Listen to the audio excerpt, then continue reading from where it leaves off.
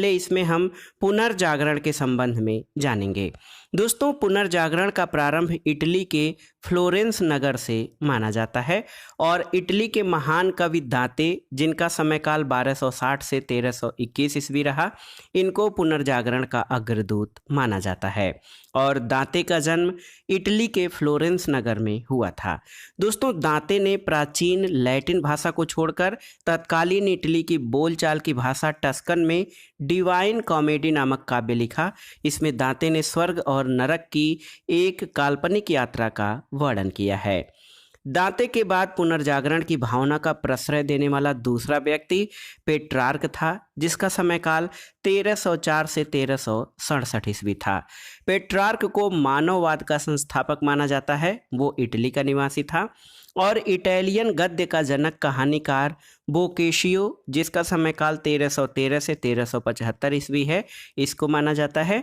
और कहानीकार बोकेशियो की डेकामेरॉन प्रसिद्ध पुस्तक है। तो याद रखिएगा, डेकामेरॉन पुस्तक बोकेशियो की रचना है। दोस्तों, आधुनिक विश्व का प्रथम राजनीतिक चिंतक फ्लोरेंस निवासी मैकियावेली को माना जाता है। इसका समयकाल 1469 से 1567 ईस्वी है। मैकियावेली की प्रसिद्ध पुस्तक द प्रिंस है, जो राज्य का एक नवीन चित्र प्रस्तुत करती है।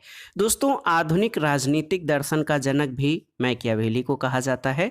और देखिए, पुनर्जागरण की भावना की पूर्ण अभिव्यक्ति इटली के 3 कलाकारों की कृतियों में मिलती है।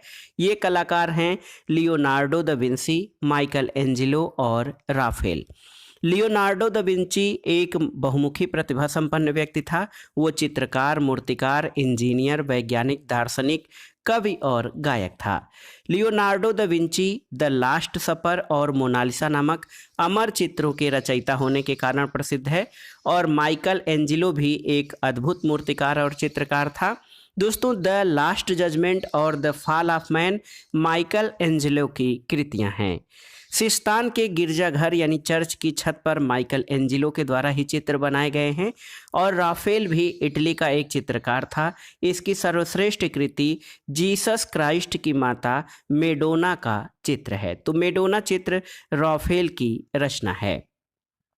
दोस्तों, पुनर्जागरण काल में चित्रकला का जनक जियाटो को माना जाता है, आप जान लीजिए। और पुनर्जागरण काल का सर्वश्रेष्ठ निबंधकार इंग्लैंड का फ्रांसिस बेकन था। हॉलैंड के इरास्मस ने अपनी पुस्तक द प्रेज ऑफ फॉली में व्यंग्यात्मक ढंग से पादरियों के अनैतिक जीवन और ईसाई धर्म की कुरीतियों पर प्रहार किया है। और देखिए, इंग्लैंड के एक लेखक रहे टॉमस मूर, इन्होंने अपनी पुस्तक यूटोपिया में आदर्श समाज का चित्र प्रस्तुत किया है। यूटोपिया का अर्थ कल्पना लोक होता है। मार्टिन लूथर ने जर्मन भाषा में बाइबिल का अनुवाद प्रस्तुत किया। और रोमियो एंड जूलियट इंग्लैंड के प्रसिद्ध नाटककार शेक्सपियर की अमर कृति है। इंग्लैंड के रोजर बेकन को आधुनिक प्रयोगात्मक विज्ञान का जन्मदाता माना जाता है। और देखिए, एक महत्वपूर्ण तथ्य कि पृथ्वी सौर मंडल का केंद्र है, इसका खंडन सबसे पहले पोलैंड निवासी कोपरनिकस ने किया था। गैलीलियो, इनका समयकाल 1564 से 1642 ईस्वी है। इन्होंने भी कोपरनिकस के सिद्धांत का समर्थन किया। जर्मनी के प्रसिद्ध वैज्ञानिक केपला या केपलर 1571 से 1630 ईस्वी, इन्होंने गणित की सहायता से ये बताया कि जो ग्रह हैं वो सूर्य के चारों ओर किस तरह से घूमते हैं। दोस्तों, न्यूटन ने गुरुत्वाकर्षण के नियमों का पता लगाया। और धर्म सुधार आंदोलन की शुरुआत 16वीं शताब्दी में हुई थी। धर्म सुधार आंदोलन का प्रवर्तक मार्टिन लूथर था, जो जर्मनी का रहने वाला था। इसने बाइबिल का अनुवाद जर्मन भाषा में किया। धर्म सुधार आंदोलन की शुरुआत इंग्लैंड में हुई थी, जान लीजिएगा। और जॉन विक्लिफ को धर्म सुधार आंदोलन का प्रातःकालीन तारा कहा जाता है और इसके अनुयायी लोलार्ड्स कहलाते थे। अमेरिका की खोज क्रिस्टोफर कोलंबस ने की थी। और अमेरिगो वेस्पुसी, जो कि इटली का नाविक था, इसके नाम पर अमेरिका का नाम अमेरिका पड़ा था। और प्रशांत महासागर का नामकरण स्पेन निवासी मैगलन ने किया था। और दोस्तों, एक महत्वपूर्ण तथ्य कि समुद्री मार्ग से संपूर्ण विश्व का चक्कर लगाने वाला पहला व्यक्ति मैगलन था। आइए अब अमेरिका के स्वतंत्रता संग्राम से संबंधित महत्वपूर्ण तथ्यों को जान लेते हैं। देखिए, अमेरिका में ब्रिटिश औपनिवेशिक साम्राज्य की नींव जेम्स प्रथम के शासनकाल में डाली गई और अमेरिकी स्वतंत्रता आंदोलन के दौरान इंग्लैंड का शासक जॉर्ज तृतीय था। रेड इंडियंस अमेरिका के मूल निवासी थे। दोस्तों, अमेरिका को पूर्ण स्वतंत्रता 4 जुलाई 1776 को मिली थी और अमेरिकी स्वतंत्रता की घोषणा नैसर्गिक अधिकार यानी नेचुरल राइट्स के सिद्धांतों पर आधारित थी। अमेरिका का स्वतंत्रता युद्ध 1783 में पेरिस की संधि के तहत समाप्त हुआ और इस संधि के अनुसार ब्रिटेन ने उत्तरी अमेरिका के 13 अंग्रेजी उपनिवेशों की स्वतंत्रता स्वीकार कर ली। अमेरिका के स्वतंत्रता संग्राम में लाफायते के नेतृत्व में फ्रांसीसी सेना ने इंग्लैंड के विरुद्ध भाग लिया था और सप्तवर्षीय युद्ध, दोस्तों आप जान लीजिए, इसमें इंग्लैंड की काफ़ी आर्थिक क्षति हुई थी। इस क्षतिपूर्ति के लिए तत्कालीन प्रधानमंत्री ग्रेनविले ने 1765 में स्टाम्प एक्ट पारित किया, जिसके अनुसार सभी अदालती कागजों, अखबारों आदि पर 20 शिलिंग का स्टाम्प लगाना अनिवार्य था। 1767 में ब्रिटिश संसद ने कागज, शीशा, चाय और रोगन जैसे उपभोक्ता वस्तुओं पर भी कर लगाया और उपनिवेशवासियों ने इन करों का व्यापक विरोध किया और सैमुअल एडम्स ने प्रतिनिधित्व नहीं तो कर नहीं का नारा दिया। और एक महत्वपूर्ण तथ्य, सप्तवर्षीय युद्ध इंग्लैंड और फ्रांस के बीच 1756 से 1763 के बीच हुआ था। दोस्तों, स्वतंत्रता आंदोलन के दौरान उपनिवेशवासियों ने स्वाधीनता के पुत्र और स्वाधीनता की पुत्रियां नामक संस्थाएं बनाई जो ब्रिटिश सरकार की कार्रवाइयों का विरोध करती थीं। 1776 में टॉमस पेन की लघु पत्रिका कॉमन सेंस प्रकाशित हुई। इसमें अत्यंत प्रभावशाली और उत्तेजक शैली में स्वतंत्रता की आवश्यकता पर बल दिया गया। टॉमस पेन ने राइट्स ऑफ मैन की भी रचना की थी, यानी व्यक्ति के अधिकार। अमेरिका स्वतंत्रता संग्राम का नायक जॉर्ज वाशिंगटन को माना जाता है, जो बाद में अमेरिका के प्रथम राष्ट्रपति बने थे। अमेरिकी स्वतंत्रता संग्राम का तात्कालिक कारण बोस्टन की चाय पार्टी थी, जो 16 दिसंबर 1773 को हुई और इस घटना से अमेरिका में स्वतंत्रता संग्राम प्रारंभ हुआ था। इस घटना का नायक सैमुअल एडम्स था। 5 सितंबर 1774 को 13 उपनिवेशों के प्रतिनिधियों का फिलाडेल्फिया शहर में एक महादेशीय सम्मेलन आयोजित किया गया। इसमें ब्रिटिश कानूनों का विरोध और व्यापार के बहिष्कार का निर्णय हुआ और 18 अप्रैल 1775 को ब्रिटिश सेना और उपनिवेशवासियों के बीच लैक्सिंगटन में प्रथम संघर्ष हुआ था। 4 जुलाई 1776 में फिलाडेल्फिया में दूसरा महादेशी सम्मेलन हुआ, जिसमें टॉमस जेफरसन द्वारा तैयार किया गया स्वतंत्रता का घोषणा पत्र जारी किया गया था। प्रजातंत्र यानी लोकतंत्र की स्थापना सबसे पहले अमेरिका में हुई। इसे ही आधुनिक गणतंत्र की जननी कहा जाता है। धर्मनिरपेक्ष राज्य यानी सेकुलर स्टेट की स्थापना भी सबसे पहले अमेरिका में हुई थी। दोस्तों, संसार में सबसे पहले लिखित संविधान संयुक्त राज्य अमेरिका में 1789 में लागू हुआ, जिसमें महिलाओं को संपत्ति का अधिकार मिला और उत्तराधिकार कानून को न्यायसंगत बनाया गया। मॉन्टेस्क्यू के शक्ति पृथक्करण सिद्धांत यानी सेपरेशन ऑफ पावर सिद्धांत को मान्यता मिली थी। 1781 में उपनिवेशी सेना के प्रमुख आत्मसमर्पण करने वाला ब्रिटेन का सेनापति लॉर्ड कॉर्नवालिस था और अमेरिका विश्व का पहला देश था जिसने मनुष्यों की समानता और उसके मौलिक अधिकारों की घोषणा की थी। अमेरिका में दासों के आयात को 1808 में अवैध घोषित किया गया और अब्राहम लिंकन अमेरिका के राष्ट्रपति 1860 में हुए थे। अमेरिका में गृह युद्ध की शुरुआत 12 अप्रैल 1861 में दक्षिण और उत्तरी राज्यों के बीच हुई। दक्षिणी राज्य दासता के समर्थक और उत्तरी राज्य उसके विरोधी थे। अमेरिकी गृह युद्ध की शुरुआत दक्षिणी कैरोलिना प्रांत से हुई थी और इस युद्ध के फलस्वरूप दास प्रथा का अंत हुआ था। 1 जनवरी 1863 को अब्राहम लिंकन ने दास प्रथा का उन्मूलन किया। और देखिए, लोकतंत्र जनता का, जनता द्वारा जनता के लिए शासन है, ये परिभाषा अब्राहम लिंकन के द्वारा दी गई। अब्राहम लिंकन की हत्या जॉर्ज बिल्किस ब्रुश नामक व्यक्ति ने 14 अप्रैल 1865 को कर दी और अमेरिकी गृह युद्ध की समाप्ति 26 मई 1865 को हुई थी। अमेरिका फिलासॉफिकल सोसाइटी की स्थापना बेंजामिन फ्रैंकलिन के द्वारा की गई थी। अमेरिकन क्रांति के बाद आइए फ्रांस की राज्य क्रांति से संबंधित महत्वपूर्ण तथ्यों को देखते हैं।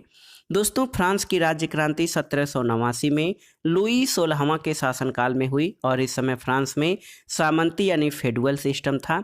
14 जुलाई 1789 को क्रांतिकारियों ने बास्तील के कारागार के फाटक को तोड़कर बंदियों को मुक्त करा दिया और तब से 14 जुलाई को फ्रांस में राष्ट्रीय दिवस यानी स्वतंत्रता दिवस के रूप में मनाया जाता है।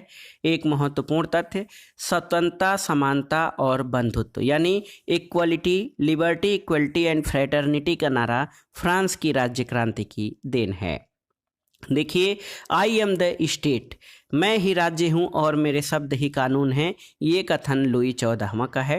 राजा की निरंकुशता और स्वेच्छाचारिता पर अंकुश लगाने के लिए फ्रांस में पार्लमा नामक संस्था थी जिसकी संख्या 17 थी और जिसका गठन न्यायालय के रूप में किया गया था। न्यायाधीशों का पद कुलीन वर्ग के लिए सुरक्षित होता था और ये पद वंश क्रमानुगत होते थे। इसके अलावा दोस्तों, वर्साय के शीश महल का निर्माण लुई 14वां ने करवाया था। वर्साय को फ्रांस की राजधानी लुई 14वां ने बनवाया था और लुई 16वां 1774 में फ्रांस की गद्दी पर बैठा था। लुई 16वां की पत्नी मेरी एंतवानेत ऑस्ट्रिया की राजकुमारी थी। राष्ट्र की समाधि वर्साय का भड़कीला राजदरबार था। लुई 16वां को देशद्रोह के अपराध में फांसी की सजा दी गई थी। टैले एक प्रकार का भूमि कर था और टीथे एक प्रकार का धार्मिक कर था जिसे चर्च को देना पड़ता था।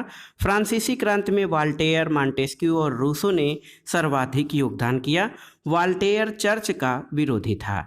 रूसो फ्रांस में प्रजातंत्रात्मक शासन पद्धति का समर्थक था और एक कथन है कि 100 चूहों की अपेक्षा एक शेर का शासन उत्तम है।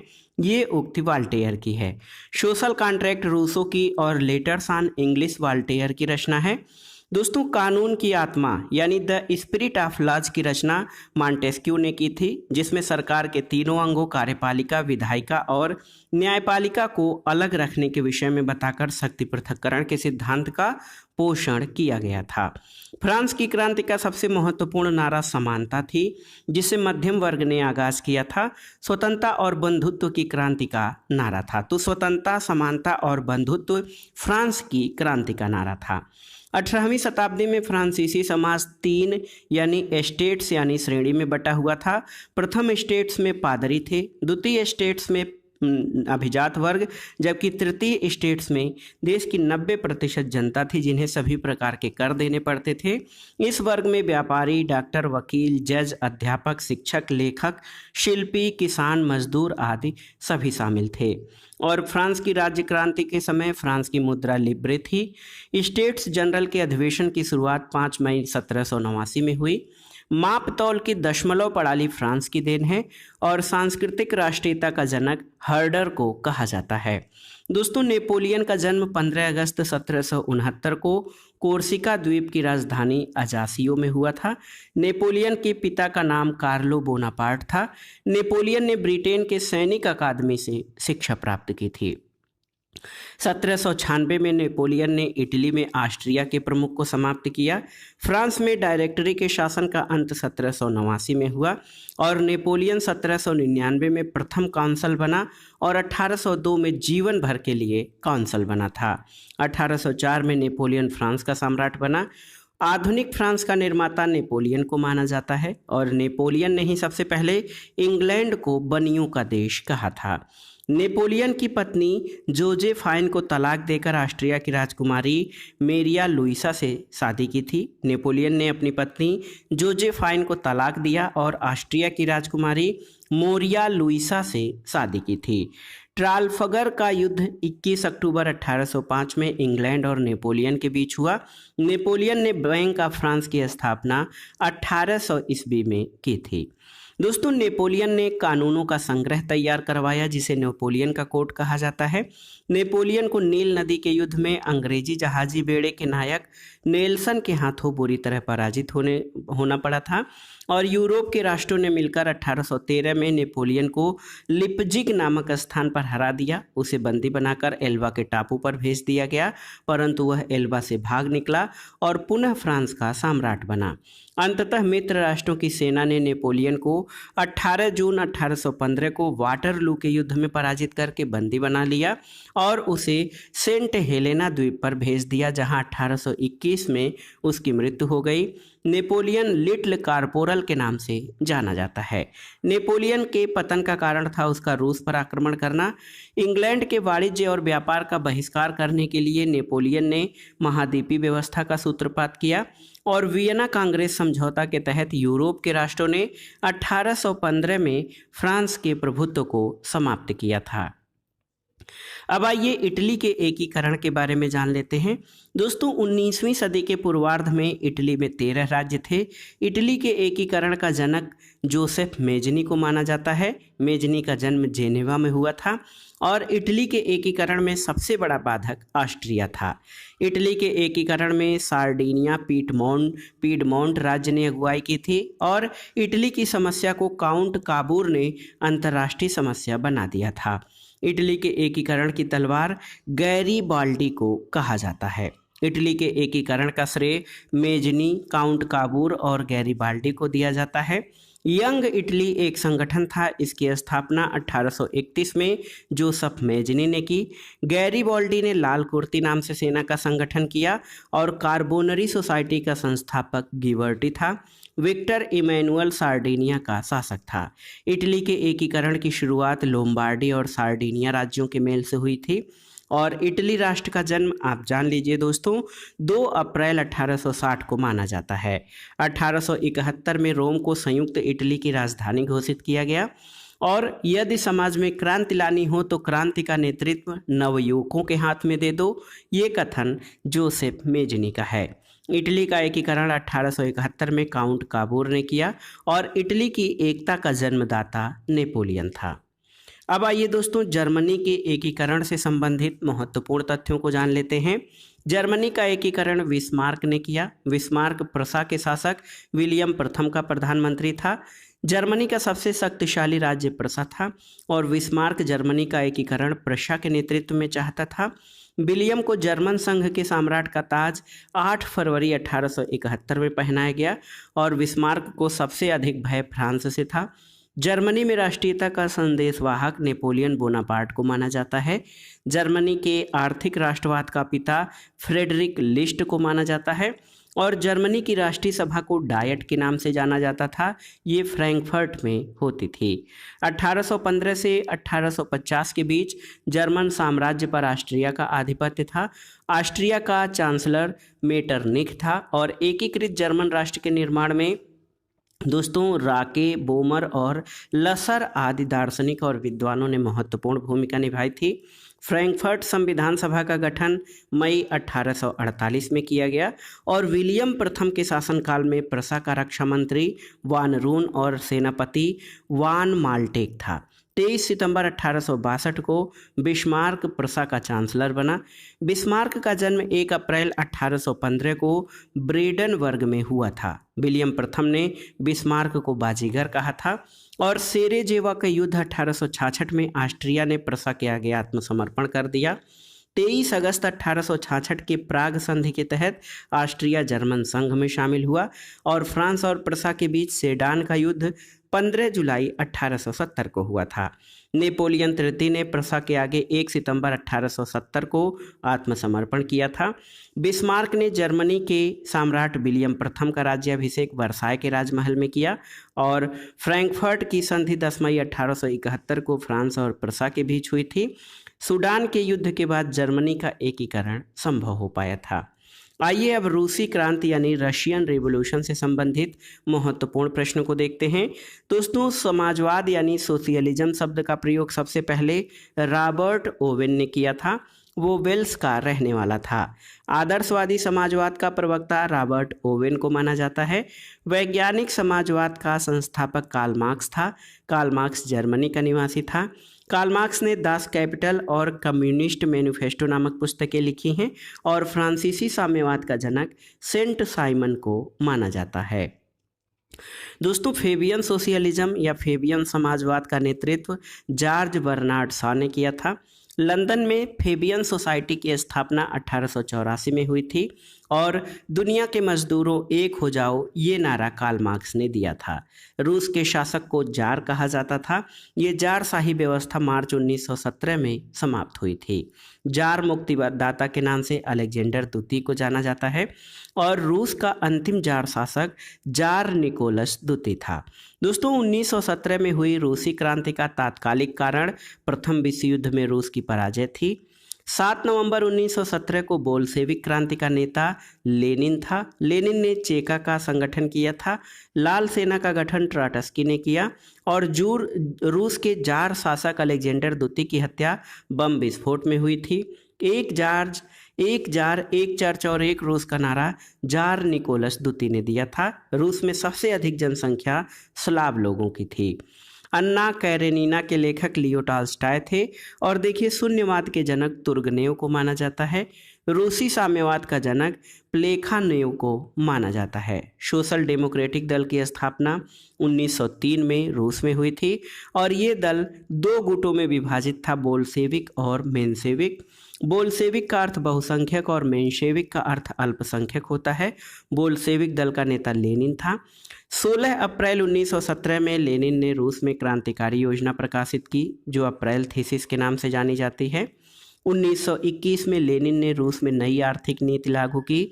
आधुनिक रूस का निर्माता स्टालिन को माना जाता है। लेनिन की मृत्यु दोस्तों 1924 में हुई थी।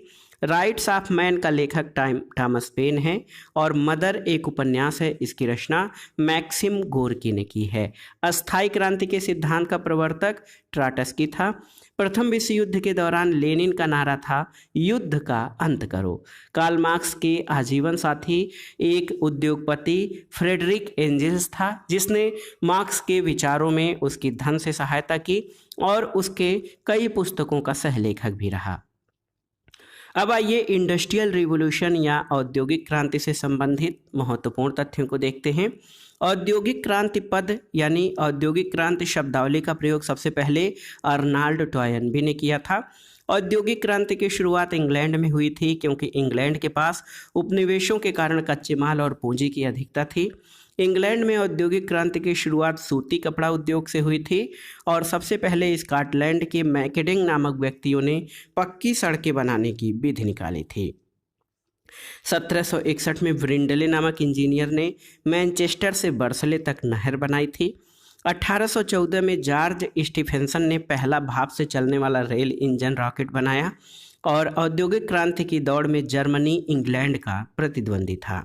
आइए देख लेते हैं औद्योगिक क्रांति के दौरान हुए प्रमुख आविष्कार और उनके आविष्कारकों के बारे में। तेज चलने वाला शटल जॉन ने बनाया था 1773 में। स्पिनिंग जेनी का आविष्कार जेम्स हारग्रीव्स ने 1765 में किया। स्पिनिंग जेनी जो कि पानी की शक्ति से चालित था, रिचार्ड आर्कराइट ने 1767 में। स्पिनिंग म्यूल क्रॉम्पटन द्वारा 1776 में। घोड़ा द्वारा चलाया जाने वाला करघा कार्टराइट के द्वारा बनाया गया और सेफ्टी लैंप का आविष्कार हम्फ्री डेवी के द्वारा 1815 में किया गया था। औद्योगिक क्रांति के बाद आइए देख लेते हैं इंग्लैंड में क्रांति से संबंधित महत्वपूर्ण तथ्यों को।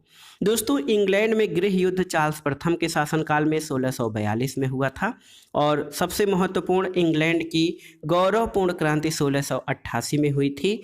इसको रक्तहीन क्रांति यानी ग्लोरियस रिवॉल्यूशन कहा जाता है। उस समय इंग्लैंड का शासक जेम्स द्वितीय था। सप्तवर्षीय युद्ध इंग्लैंड और फ्रांस के बीच 1756 से 1763 में हुआ था। गुलाबों का युद्ध इंग्लैंड में हुआ था और इंग्लैंड के सामंतों ने राजा जॉन को 1215 में एक अधिकार पत्र पर हस्ताक्षर करने को मजबूर किया। इस अधिकार पत्र को मैग्ना कार्टा कहा जाता है। ये सर्वसाधारण के अधिकारों का घोषणा पत्र था। दोस्तों ट्यूडर वंश के शक्तिशाली राजाओं के शासनकाल में संसद उनके हाथों की कठपुतली बनी रही। एलिजाबेथ प्रथम का संबंध ट्यूडर वंश से था और इंग्लैंड में जो गृह युद्ध था ये 7 वर्षों तक चला था। इंग्लैंड के राजा चार्ल्स प्रथम को फांसी की सजा दी गई थी और गृह युद्ध के दौरान राजा के समर्थकों को कैवेलियर कहा गया और संसद के समर्थकों को राउंड हेड्स कहा गया था। तो दोस्तों ये था आज का वीडियो लुसेंट जी के सामान्य ज्ञान श्रृंखला के अंतर्गत विश्व इतिहास यानी वर्ल्ड हिस्ट्री से संबंधित